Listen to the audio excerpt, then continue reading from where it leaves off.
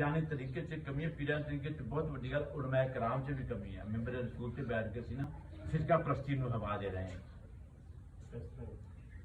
तू रफा जैन क्यों किया, तू इतने हथ क्यों बने, तू इतने हथ क्यों बने, तू एवं क्यों हो गया, तू टेढ़ा क्यों हो गया।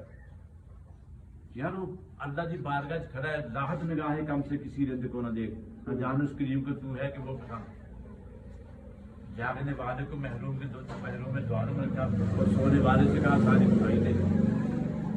वो अता करे तो कोई बेइज्जत नहीं है तो ता कर देंदा, लेकिन तुम कोशिश तो करो ना।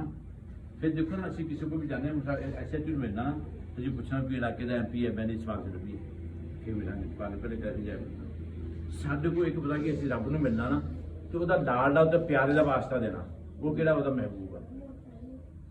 हर शह रद्द हो सकती है, वो महबूब की सिफारिश रद्द नहीं होती। अल्लाह ने कुरान से इरशाद माता है महबूब ही जो अपनी जन्नत जुल्म कर लिया, ये जो मर्जी कर लिया, तेरे बूहे से एक दफा आ जा मैं माफ कर दूँ, लेकिन बूहे से आना शर्त है,